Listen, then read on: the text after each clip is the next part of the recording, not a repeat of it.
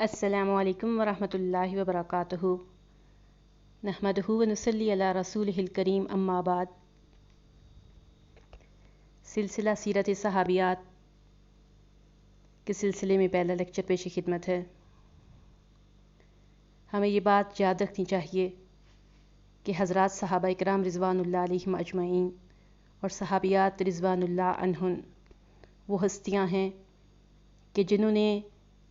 رسول اللہ صلی اللہ علیہ وسلم کی زندگی میں عملی طور پر محبت و وفا کا وہ نمونہ پیش کیا۔ سمینا و اطعنا کا معنی و مفہوم عملی صورت میں دنیا کو دکھایا، تو اللہ رب العزت نے ان کی ان اداؤں اور اعمال پر خوش ہو کر دنیا کی زندگی میں ہی ان کے لیے رضوان اور بشارتوں کے اعلان کر دیے، اور رہتی دنیا تک کو یہ بتا دیا کہ جو لوگ میری رضا میں راضی رہ گئے ہیں تو میں بھی ان سے راضی ہو چکا ہوں، رضی اللہ عنہم ورضوا عنہ۔ اس سلسلہ میں ہمارے پہلے لیکچر کا موضوع ہے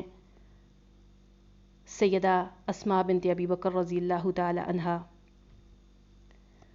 حضرت اسماء رضی اللہ عنہا حضرت ابو بکر صدیق رضی اللہ عنہ کی بیٹی تھیں۔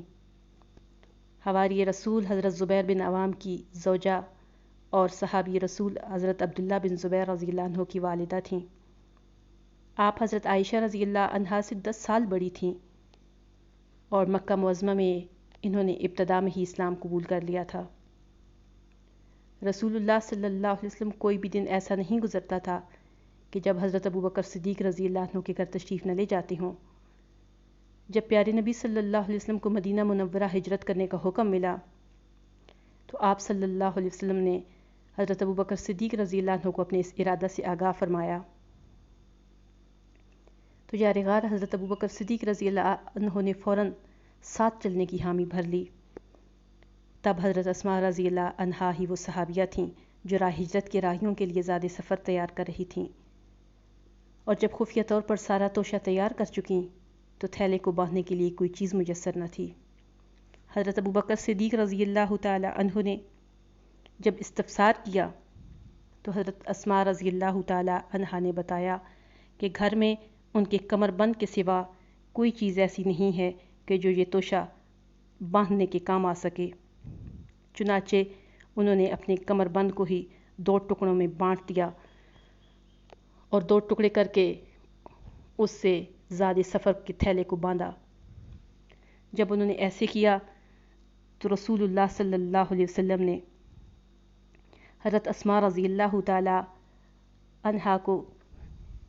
اس دنیا کے کمر بند کے بدلے میں جنت کے کمر بند ملنے کی بشارت دی، اور اسی دوران آپ کا لقب بھی ذات النطاقین پڑ گیا۔ جب رسول اللہ صلی اللہ علیہ وسلم اور حضرت ابو بکر صدیق رضی اللہ عنہ سفر ہجرت پر نکل گئے تو حضرت اسماء رضی اللہ عنہا کے دادا نے کہا کہ ابو بکر اپنی ساری پونجی ساتھ لے گیا ہے اور تمہارے لیے کچھ نہیں چھوڑا، آخر تم لوگ بھی تو پیچھے موجود ہو، تمہاری بھی تو ضرورتیں ہیں، یہ تو اس نے اچھا نہیں کیا۔ حضرت اسماء رضی اللہ تعالی عنہا اس قدر ذہین و فطین تھیں کہ فوری کچھ پتھر نما چیزیں جمع کیں اور اس جگہ رکھ دیں جہاں حضرت ابو بکر صدیق رضی اللہ تعالی عنہ اپنا مال و متاع رکھا کرتے تھے، اور پھر اپنے نابینا دادا کو اسی جگہ لے گئیں اور کہنے لگیں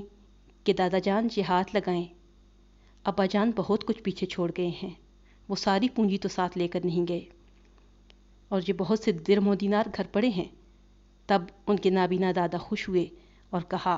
کہ چلو پھر تو خیر ہے، اگر ابو بکر صدیق رضی اللہ تعالیٰ عنہ نے آپ کے لیے کچھ چھوڑا ہے تو۔ حضرت اسماء رضی اللہ تعالی عنہ خود بیان کرتی ہیں کہ واللہ وہاں کچھ درہم و دینار نہ تھے، لیکن بوڑھے نابینا فکرمند دادا کی دلجوئی کے لیے یہ سب میں نے کیا تھا کہ وہ مزید پریشان نہ ہوں۔ خود حضرت اسماء رضی اللہ عنہا نے جب مدینہ ہجرت کی تو آپ اس وقت حاملہ تھیں، اور مدینہ پہنچ کر سب سے پہلے جس بچے نے جنم لے لیا تھا وہ آپ کے صاحبزادے حضرت عبداللہ بن زبیر رضی اللہ عنہ ہی تھے۔ آپ انہیں لے کر رسول اللہ صلی اللہ علیہ وسلم کی خدمت میں پہنچیں اور کہا کہ آپ انہیں گھٹی دیجیے اور ان کا نام تجویز فرمائیے۔ رسول اللہ صلی اللہ علیہ وسلم نے اس بچے کو گود میں لیا، گھٹی دی اور بچے کا نام عبداللہ رکھا۔ یوں حضرت زبیر رضی اللہ تعالی عنہ وہ خوش نصیب انسان تھے، وہ خوش نصیب شخص تھے کہ جن کی پیدائش کے ساتھ ہی ان کے منہ میں جو سب سے پہلی چیز گئی وہ رسول اللہ صلی اللہ علیہ وسلم کا لعاب مبارک تھا۔ حضرت اسماء رضی اللہ تعالی عنہا کی شادی حضرت زبیر بن عوام سے ہوئی تھی، اور جس وقت ان کی شادی صحابی رسول حضرت زبیر بن عوام سے ہوئی تھی تو اس وقت وہ کوئی مالدار شخص نہیں تھے، بلکہ ابتداً ایک مشکل زندگی گزاری۔ ان کے پاس کوئی غلام اور لونڈی بھی نہیں تھے کہ جو حضرت اسماء رضی اللہ تعالی عنہا کی خدمت بجا لاتے۔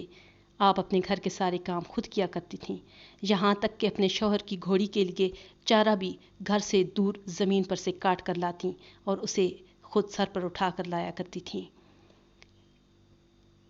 صحابیات رضوان اللہ عنہن کی زندگی میں آج کی مسلمان خواتین کے لیے کتنے اسباق پنہاں ہیں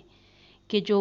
نوکروں چاکروں کے جلو میں رہتے ہوئے، اتنی سہولیات میں رہتے ہوئے بھی گلے شکوے کرتی رہتی ہیں،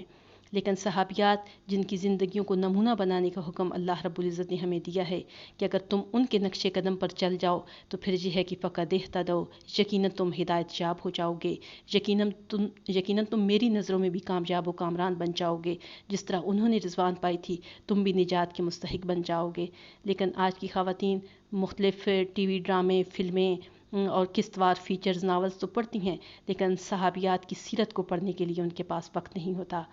بحیثیت مسلمان خواتین کے یہ بھی ہماری ذمہ داری ہے، ہمارا فرض ہے کہ ہم امہات المومنین اور صحابیات رضوان اللہ عنہن کی زندگیوں کا مطالعہ کریں، پڑھیں، سمجھیں اور ان کی سیرت کی روشنی میں اپنی زندگیوں کے روز و شب کو ترتیب دینے کی کوشش کریں۔ یہی ہماری محبت کا صحیح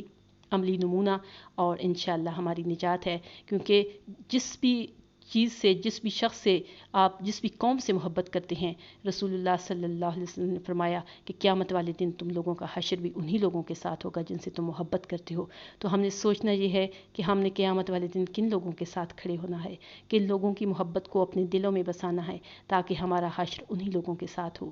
یہ فیصلہ ہم نے خود کرنا ہے کہ کن لوگوں کی محبت ہمارے لیے راہ نجات بن سکتی ہے۔ آج کا پہلا لیکچر یہیں ختم ہوتا ہے، انشاءاللہ دوسرے لیکچر کے ساتھ پھر پیش خدمت ہوں گے۔ السلام علیکم ورحمۃ اللہ وبرکاتہ۔